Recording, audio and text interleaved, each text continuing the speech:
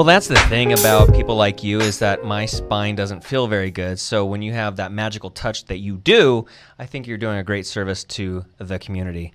Greetings, red tie community. It's the bald guy in the red tie, John Butler, your favorite bald-headed red tie wearing red tie community show host. And guess what, people? We have somebody here that's going to make you feel better. And you know why I say that? Because he's made me feel better in many, many ways. He's got the magical touch. You're like, John, what are you talking about? This is getting kind of weird already. Well, that's the way I like to intro my shows.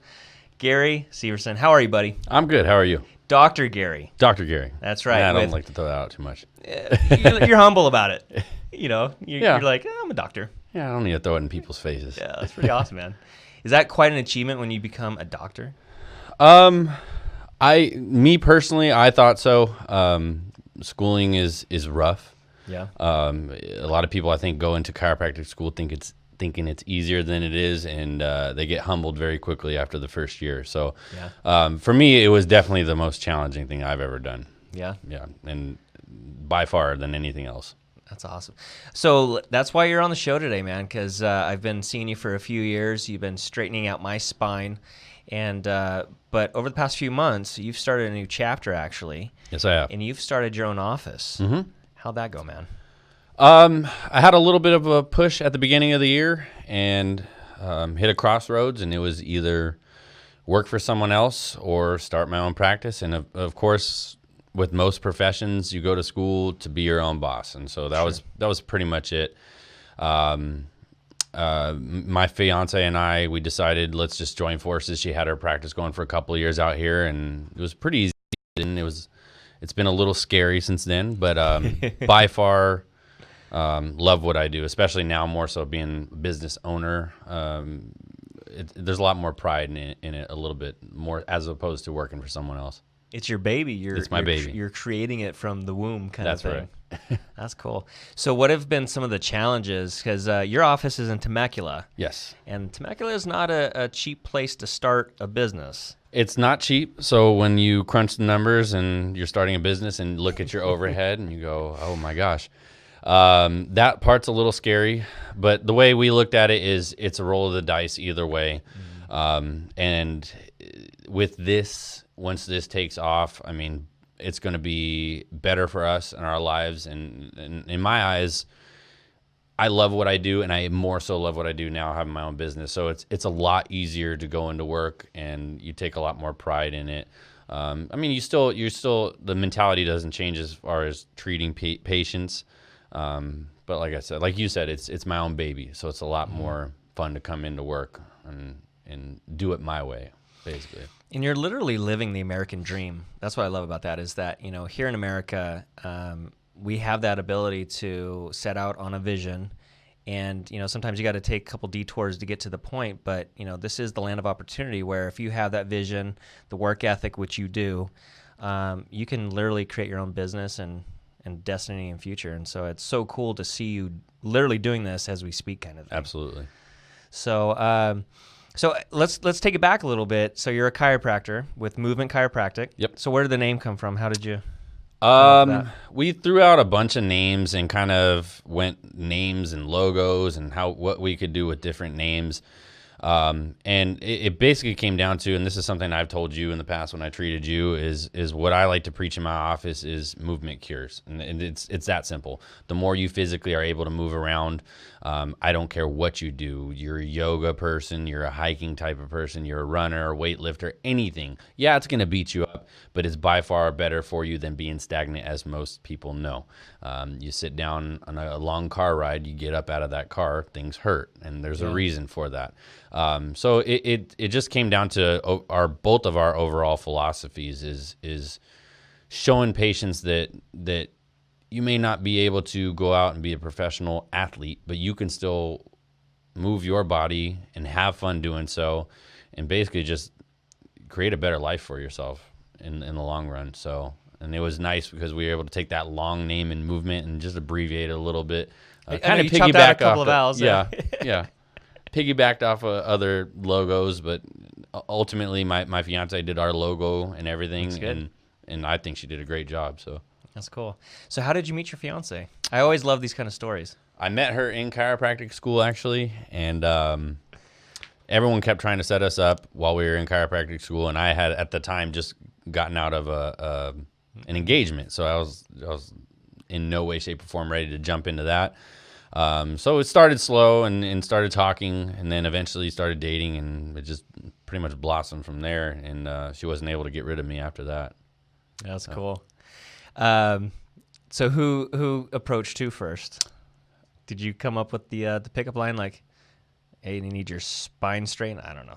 I would say I would say she noticed me first, because again, for me, when I got to chiropractic school, it was all in. Everyone else was partying and everything, and for me, I had a daughter to provide for, so there was no games for me. I took it very, very seriously, and good thing I did, because it made it a little bit easier. But she definitely noticed me first, and via my classmates, I heard about her, and then once I saw her, I was like, yeah, I definitely would like to talk to her. Yeah, that's cool. So you guys both work at Movement? Yep. Okay. And so are there some challenges there with working and living together? Like, how do you create that balance of, all right, I see you 20 hours out of the day kind of thing? You know, it was scary at first. And everyone always asks us, like, how does it go? You guys are with each other too much. And, you know, to be honest, I think it's just who you end up being with. She's by far my best friend. I mean, we joke all day long. We joke when we go home. Yeah, I mean, we get under each other's skin here and there, but for the most part, we get along so well that so far everything's worked out fine. And our office is big enough that if we are mad at each other, we can stay at one end versus the other. So you stay on your end, I'm going to stay on mine. We're good. Or if we're treating patients, that takes us away from each other too. So that's true. Yeah. And you know, the chiropractor office that I met you at, man, you know, you guys are in those adjustments all the time. Like, you guys had quite a flow of people going. It was never not busy, basically. Yep. And so you were turning a lot of bodies there. Yep. How has the flow been over here with starting the business now? Surprisingly, for just starting out, being in now our third month of business, I mean, it's definitely a blessing, as many people who know my name out here have come into our office, and just from that alone, the feedback from that, word of mouth. We don't do any advertising whatsoever. It's all word of mouth. So we've been doing very, very well very early. We had some money saved up for just in case, because we figured we would not be completely hitting the numbers that we wanted to initially, but we hit them right off of the bat. So so far, I mean, yeah, it's a gamble, like I said before, and it's definitely scary that now both of our incomes are based off of this single practice. But so far, so good. So I mean, the way I look at it is, if you're genuine with people and you're not out there trying to scam them in any way, shape, or form, people will pick up on that.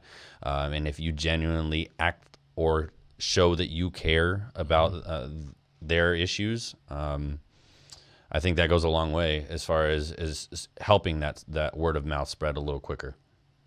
Well, you hit it right on the head. I think that's why I really connected with you, because you were so good at what you do, but there is that genuineness that comes through in just your approach and your bedside manner, as they call it. Not being a robot.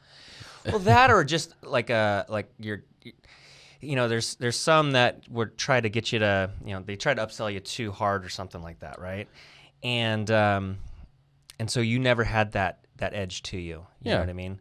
You genuinely wanted to make me feel better, and you know. So for those who don't know, I spent many, many years racing motocross, and motocross beats the hell out of your spine. You know, you're just compressing your spine, you know, for 30 minutes on a track or whatever it might be.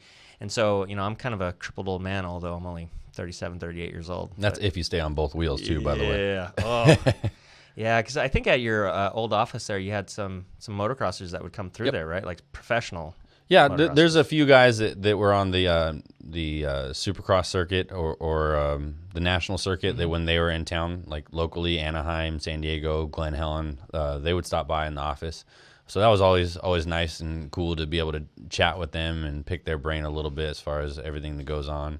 How are their spines? Oh, man. I will tell you, that's not a sport that your body lasts very long in. Yeah.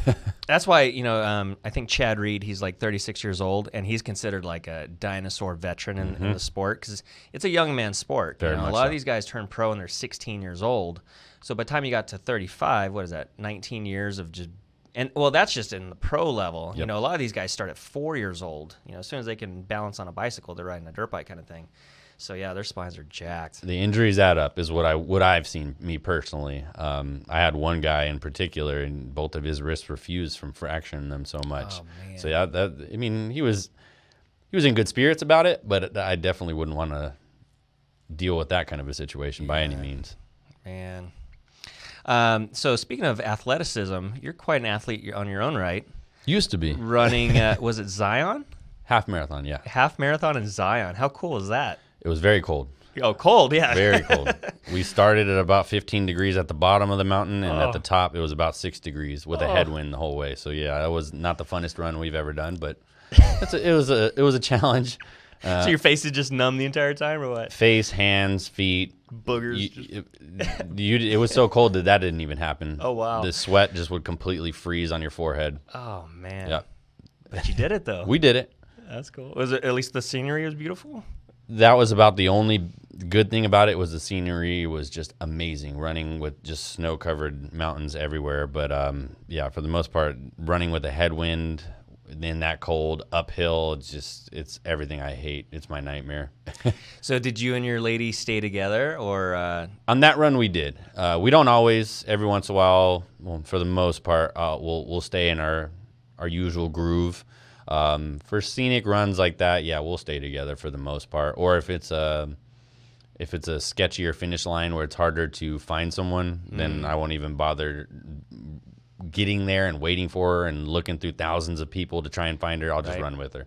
Yeah. Just for fun, really. So you guys have done a few together then? We've done, I believe we're at 15 half marathons together so far. Wow. Yeah. My wife has been into the half marathon thing, and I don't see myself doing it, but I admire her for doing it because, 13.1 miles, man, that's a lot of mileage. Not a lot of people can say they've done it, but what I tell patients, I mean, and again, you can't cookie cutter people into what works for them, but I always tell patients it's worth a try because, I mean, as long as your hips, your knees can all handle it, for me, it's a cool experience. The longer distances, you actually kind of, you get into a zone and you're able to de-stress a little bit from everything that's going on in your life. And I don't know, for me, the big thing is I run because my mom convinced me of it years ago when I noticed she was putting down more food than I was at the dinner table. And I'm like, what the heck's going on? And she said that's why I run, because I can eat whatever I want and I'm hungry all the time and I don't gain weight. So I'm sold. I'll do that. So how long have you been running for? I have been running now. My first half marathon was in 2011. It was the first half marathon I did. So, yeah. 8 years? 8 years. That's cool. Yeah, anytime somebody has like a thing like that, like mine's motocross, I like riding and racing and stuff like that. So I admire people that have a thing. Yep. But when do you find time to do that? Because, I mean, you're at the office, 9 to 6, 9 to 5? Either very early or when we get home at night. Weekends, you take advantage of the weekends, and that's when we usually do our long runs. So the weekdays are usually spent doing the shorter runs.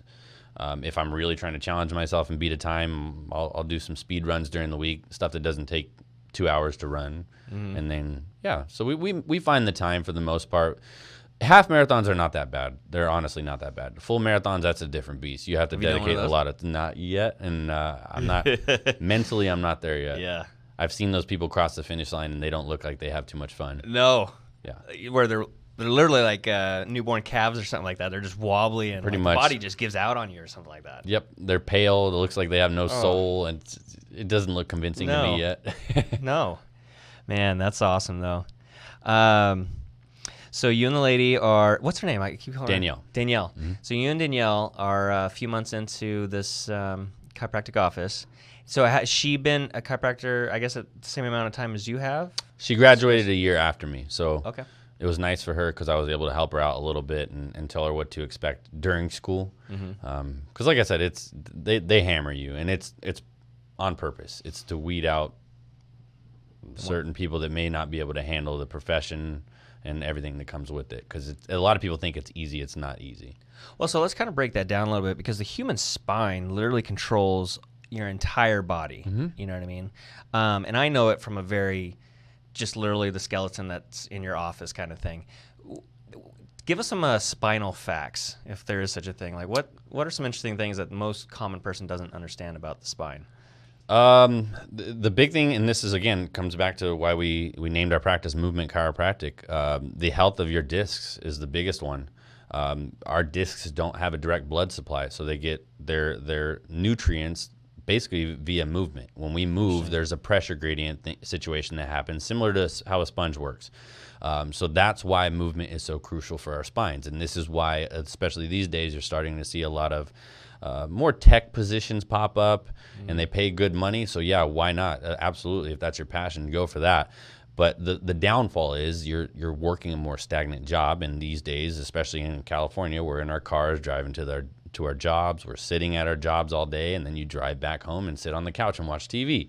So that is one thing. A lot of patients of mine that I try and educate them. This is why I tell you to move, because long term it's going to help your spine. Yeah, we age. You're going to wear joints out here and there, but as far as being more mobile, it slows the process down and it makes it a more comfortable process. Wow, that makes sense, because like I said in the beginning of the show, it's like we all have spines, and for the most part, we don't really take care of them all that great until you don't notice how important your spine is until something goes wrong, Exactly. or you have a bad back, or something goes out, and then all of a sudden you can't move. Exactly. Yeah, that's not fun. And this is posture is a lost art. You're starting to see a lot of these posture-based apps popping up, which are nice because most people have their phones in front of their face, so it's nice to have your phone set up to remind you, hey, sit upright. Is that what it says? I haven't seen There that. are some posture apps out there. I haven't checked out too many of them. There's some little devices you can put actually on your back, and as soon as you slouch, it vibrates. And that's there's interesting. posture shirts. So posture is another big one that I like to preach in my office. You don't want to see me as much. Take care of your body, focus on your posture, and you don't hurt as bad. Yeah, and that's something that, growing up, my parents, you always have that relative that's sit up straight, that kind of thing. And I'm catching myself doing it right now. So, you got to sit up straight. But my dad would flick me in the shoulder blades. It's a good way to get your attention, right? Yep. Because I have a 13-year-old. He's about to be 14, and he's your typical teenager where he's all slouched over, phone in his face or playing video games or whatever. And so, I need to start teaching about posture. So I like to, especially with the youth, we like to do career days whenever we can, possibly. And the big thing I preach with them, because most of them aren't hurting at an early age. So I try and show them posture, and this is why posture is good for you, because I've seen one good cervical spine x-ray where someone still had their C-curve left in their neck. You see x-rays these days, you hardly see that ever. You're seeing a straightening of people's necks, and some people the curve is actually reversing. And it's simply due to the stresses we put on our body on a regular basis. And these days, the big stressor is cell phones and technology and looking down all the time. So that's where posture comes into play. The more you can physically remind yourself, hey, I need to be upright. Long term, there's a huge benefit to that. Wow. Yeah, so, I don't think we've really seen the full effect of cell phones, social media, all this kind of stuff, because really all this kind of happened in the past 10 to 12 years, really. I think the iPhone came out, 2006 or 7? I believe so. So I don't think, I think it has to go through a couple generations before we start to realize, like, oh, wow, that radiation from your phone or whatever, all those kind of health effects are going to be. Well, the text neck diagnosis, it's something that loosely gets tossed out there. But, right. If you ask me, there's a lot of validity to it. It should be technology neck, but yeah. Where they're like this because they're staring or at a the computer phone. Screen looking down. So, I try and work on patients with ergonomics and show them simple little exercises you can do on a daily basis that will remind you where you need to sit, ideally for the health of your spine, but ultimately it's all about moving around. The more you move, the less you need of any doctor or chiropractor down the way. So I've been toying with the idea of yoga. Love it. But I think I'm scared of it because it's something I haven't done yet. It's right? harder So than it looks, I'll tell you that much. Well, that's what they're saying. But what I find with people that have had back injuries or back problems, like just a constant nagging spine like I have, they say when you start doing yoga consistently, like the back pain seems to go away. So is it kind of falls into your philosophy of the movement and stuff like that? Yoga is great because you're going to move your body to your physiological barriers. Yeah, you may have some wear and tear going on. Big scary arthritis word. I call it wear and tear because that's what it is. But yoga teaches you basically how to move most joints, all joints in your body. Teaches you how to become more functional with your own body weight and move your own body weight. And then you have the breathing exercise and meditation aspect of that, and that keeps you, especially in today's society, everyone's so stressed out. That's a great way to burn a little of the stress hormones off and keep your mind sharp. Well, and it's so important, and I was talking to Billy Tate over here, our video guy, about float tanks. Love them. Are you in that same center where the float experience is? Yes. By the Panera Bread? Yep. Are you guys like right next door kind of thing?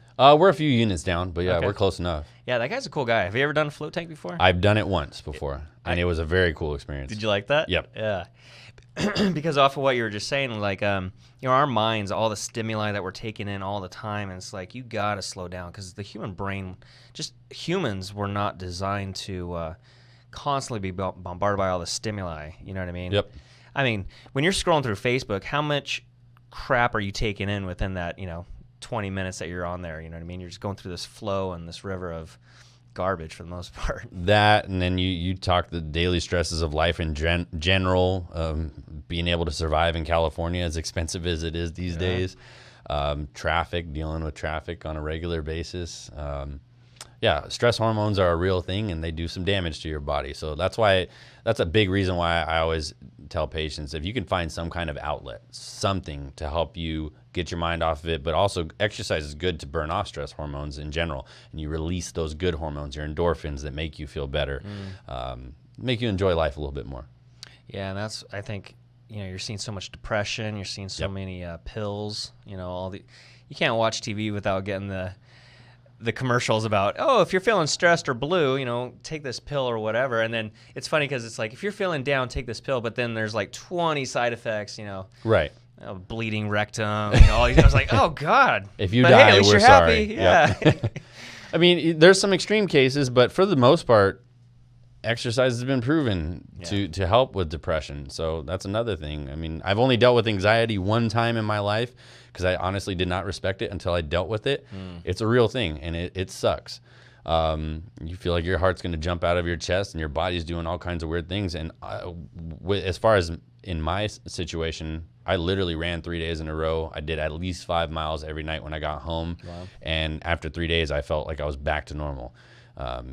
So, I mean, not everyone's a runner, obviously. It's just a matter of finding something that helps you, because it can keep you mentally stable at times like that. Well, good on you for just being self-aware, because a lot of people have that thing going on, and they're like, okay, I feel like crap. I don't know why I feel like crap, so they just keep doing things to make them feel like crap. Yeah. So there's other factors that come into play, but yeah.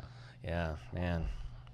So with chiropractic school, like you're saying, just how rough and brutal it is. Like, what kind of walk us through that? What is that experience like? Is it all textbook stuff, or is it hands-on kind of stuff, or how's that kind of play out? It's a little bit of everything. What I tell people thinking about going to chiropractic school, at least the school that I went to, because I could speak for it, you hit the ground running and you don't stop for 3.5 years. Wow. It's basically, it's essentially a little bit over 5 years condensed into 3.5. You don't get a summer break. You go.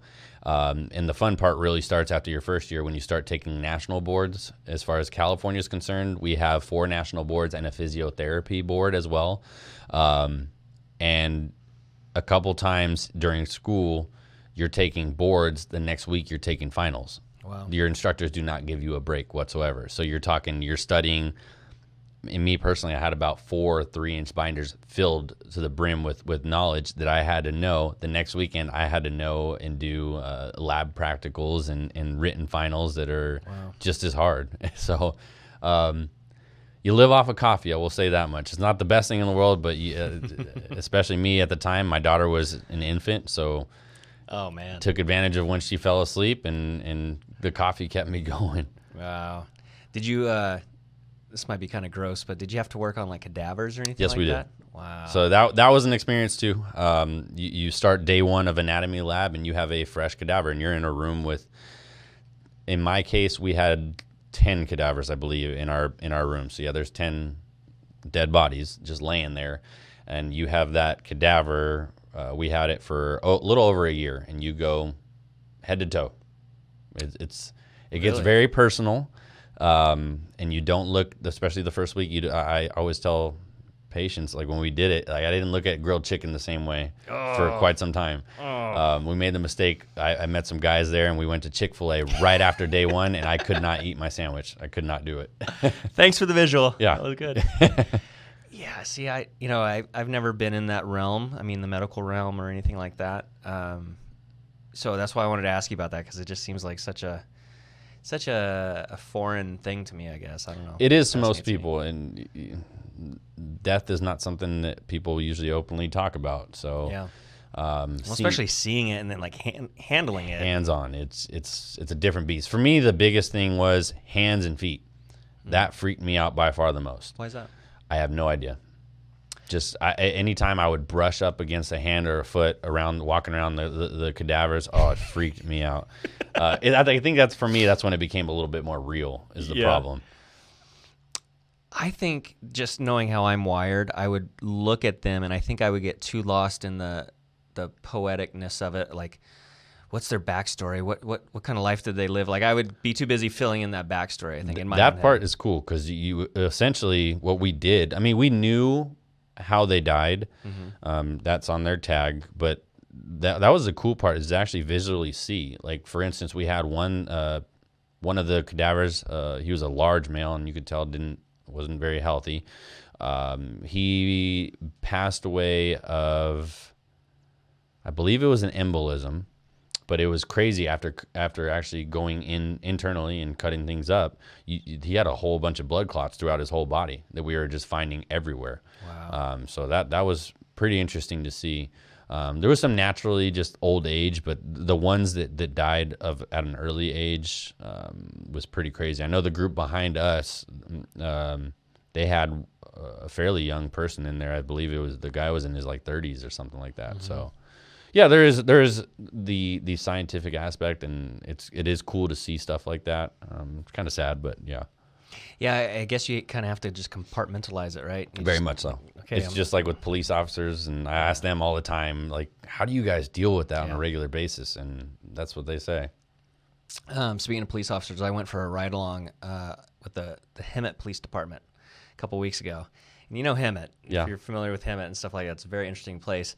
But what I didn't realize is what they deal with, because I think we can kind of categorize police officers as like, oh, they just write tickets or catch bad guys kind of thing. But, some of the stories that they were sharing with me is like, they'd have to go be the first people on the scene of a terrible car accident, and you're picking up someone's body parts or brain, and it's like, oh my gosh, like, I'm such a businessman. I'm stuck in my little marketing world and, cool studio stuff like that. I don't see that kind of stuff and have to deal with that kind of thing. So, when you are It's hands-on probably a good with it, thing. yeah, because I'm not wired for that. So Most people aren't, and honestly, I don't really think I am. I just took that as, this is what I got to do to finish school. So part of the process, Yep. huh? Man. So what do you see happening for Movement Chiropractic over the next couple months to couple years? What's the goal? What's the plan? My big thing is, now that I have my own business, is just to be able to, first of all, stay up on the current knowledge. I like to treat a little bit more sports based. So I do muscle work. I do myofascial release. I have tools that do it, and you see all these cool little guns these days. We have a Hypervolt in our office. Those are cool, but me personally, I'm a hands-on guy. I like to be able to feel what I'm working on. So for me, now having my own business, I'm able to call the shots. I can say, look, I want to go to this seminar because this is really going to benefit me and then benefit patients down the road. So, I mean, it's always a constant learning. I'm reading a book right now that I'm learning stuff in this book that I didn't learn in chiropractic school. Chiropractic school, yeah, they can only teach you so much. Ultimately, it's up to what you get out of that education, and then therefore, from that moment on, what else you can obtain really. So for me, yeah, it's taking as many seminars that I feel like are going to be more beneficial for patients, not just the ones that I unfortunately have been doing in the past few years, where you just go in a room, sit down, and listen to people talk about themselves for 12 hours, and that's how you get your continuing education credits. Well, right. It's not really. Some of them were good, but in some of them it's just like dragging on, and it's not going to benefit you too much. So, I mean, expansion is always another thing too for us. I want to be able to offer as much as we can in our office. I mean, eventually, if we can work with some, we are working with some personal trainers now. But even just getting some small equipment in our office where we can do some stuff. I could have someone in there working on strength and conditioning within our office. I have a couple places that I refer out to where patients need one-on-one more than 15 minutes that I can spare. Sure. Yeah, I mean, pretty much the sky's the limit. So whatever we want to do at this point. And as long as things are progressing the way they have been, it's looking like we'll be able to provide a lot of that quicker than we thought we would. That's awesome. I think you're in a great area, with being in Temecula. And for those who don't know, Temecula is about an hour north of San Diego, hour and a half or so from Orange County. So we're seeing a lot of people move into this area. Huge influx. Southern California wine country. It's like Napa Valley of Southern California kind of thing. So it's kind of a nice, beautiful area to live in, and weather's always 72 degrees or whatnot. Yep. And the income's good. There's a good salary rate, I guess you could say, for households and stuff like that. So it's definitely quite a gem here in Southern California. So I think you guys are going to be poised for a lot of good growth as the city continues to grow. Yep. As long as these darn realtors keep selling houses to all these people, right? Well, yeah. When I first moved out here, I fell in love with the area really quick. And for me, I had a young daughter at the time, so it's like you see nothing but young families out here, and it's a great place to grow a family. Yeah. So that's pretty much what glued us into staying out this way. Well, I mean, good Lord, in Orange County or San Diego, for $500,000, you maybe get a one-bedroom condo, right? At best. Like I showed you a couple houses or condos, and at the time, I think you're still kind of looking up in the Corona area because you kind of wanted that midpoint. And Good thing I didn't. Yeah, well, especially some of the condos that we saw for the price ranges, like, oh wow. Yep. They were fixer-upper condos, which, that would have been scary. So I think you made the right decision of holding off. So very much was so. Good, man. But speaking of your hands-on experience, though, with people's bodies and stuff like that, can you show people your thumb real quick? Oh, man. So I have a hypermobile thumb. This is why he's so good at what he does, ladies and gentlemen. His thumb literally goes backwards. And so when you're getting in there with those, it doesn't help, to be honest. No, because you actually want your thumb to be as straight as possible. So okay. It makes it a little challenging. It was nice when I took my first ART course. The instructor that was in my group had my same problem, so he was able to show me this is how you modify so you don't break your thumb or cause early arthritis in your thumb. Yeah. I mean, I guess your job line comes with its own risks. It does beat you up a little bit. Yeah. If you get lazy and don't pay attention to detail, you can hurt yourself, just like with any other thing. Yeah. Well, so before the show, we were kind of talking about, when I think about what you do, I think the hardest part, like, as friends, people will crack each other's back, stuff like that, or adjust, or whatever you want to call it, right? But it's the neck that I think would be the hardest step. So was that a hard transition for you when your first time you're getting someone's neck? Like, people just always think you're going to break their neck or something. Initially, it's like anything else. On paper, you're learning about it. Yeah, cool. Sounds easy. When you get your first, the way our school worked was we would adjust our fellow peers, and then once you do that for a year, then you go into the student. In our case, it was a student clinic where we treated, which was rough. You treat geriatric patients, which geriatric patients tend to be the more difficult ones to work on because you have to be a little bit more delicate. If you're too rough, you're going to potentially make them worse. So, but yes, the first time you get someone's neck in your hands, it's a little nerve-wracking. I like to believe that I was a little bit better than the majority of my class initially, but then when you get into the actual clinical setting, I'll never forget my first patient. something screamed at me that I should not adjust this guy's neck. And luckily I didn't, because after we shot x-rays, I mean, I potentially could have made this guy so much worse. But that's why I like the school that I went to they scare the crap out of you. They tell you what adversely can happen if you don't pay attention to detail and then check things out. But with the knowledge that I gained from school, I did an exam on this guy and said, hey, I don't feel comfortable adjusting him. We took x-rays, and good thing I didn't, because I shouldn't have been adjusting him. What, they were all fused together or something? So he was an elderly man, and basically his wear and tear in his spine, he didn't have much disc space left. So essentially he was fused, degeneratively fused. So yeah, I potentially could have made things a lot more angry by trying to adjust them. So we ended up going a more conservative route with other modalities that we had. But yeah, it's nerve-wracking for sure.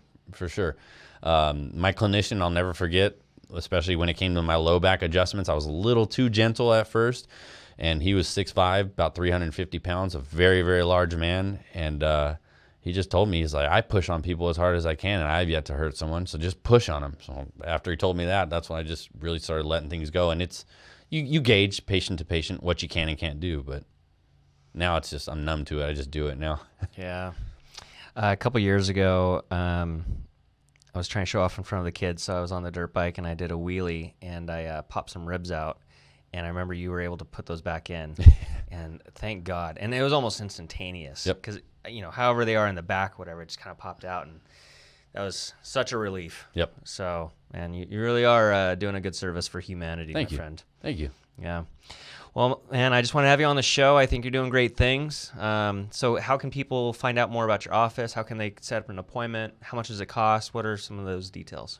So as far as our office, if you're familiar with the Temecula area, we are by the Costco, the Panera Shopping Center, and we're actually located in the back. So I always joke with new patients, it's a curse and it's a blessing. We're literally in the back corner of the shopping center. Right. It's hard to find us as new patients sometimes, but once you do find us, we have all the parking in the world back there. That's good. And eventually down the road, we'll do some events in the parking lot and everything as well. You can find us. We have a website. Man, she set it up. I believe it's movementchiropractic.com. We have a Facebook, we have an Instagram, all that fun stuff. So feel free to join any of our social media and just take a look and see what we do, see if it's something that works for you. Now, what we do is not the same as the other chiropractors in the area. And what I always tell patients is it's just a matter of who you're comfortable with, how they practice, and really it's just if most people that come into our office, they do like the setting that we have. I tried to stay away from that traditional white lights and cheap linoleum doctor's office kind of setup. So once we set ours up, for the most part, most patients walk in and they like the calm, open type setting. And that's what we were gunning for. We didn't want a stressful type environment. We wanted something where someone comes in and they feel relaxed, even if, you're not always feeling great when you come in our office, but it's pretty much what we were shooting for. And I think we got it, and we're getting there. We're making some changes here and there, and we always warmly accept any kind of criticism so we can change things and modify. As Susan Ebert says, do I have permission to give you constructive feedback? Exactly. And I love when she gives me criticism. She's so good at that. Yep. Speaking of Susan, yeah, she broke her ankle. I saw. In Israel, and God, that looked brutal. She was her foot was hanging off the side of her leg, and yet she was still smiling in the picture. That's Susan. Oh my God. Yep. Yeah, man. So Susan, we're thinking about you, and get well. Yeah, get well. Is and she I guess still out there, by the way? Yeah, she's still out there. So she's trying to get back home, but she can't. Her tour's done. She can't. Can't walk. I mean, that's a bad break. But anyways, so that's it for this episode of the Red Tie Community Show with Dr. Gary Severson of Movement Chiropractic. Yes, sorry, I screwed that up. Movement Chiropractic. And that's going to be in Temecula. So if you're in the area and your spine feels like mine, make sure you get some time to get in line. I don't know. I was doing a Dr. Seuss thing there. Hey, I'll use you for our commercials then. Hey, just chop this up and it'll be good. Exactly. But thank you so much for being on the show. You're doing great things, and thanks for making my spine feel better. I really Thank you very much for having me. All right. Appreciate you. We'll see you in the next episode of the Red Tie Community Show with the bald guy in the red tie and CN Escrow. Bye.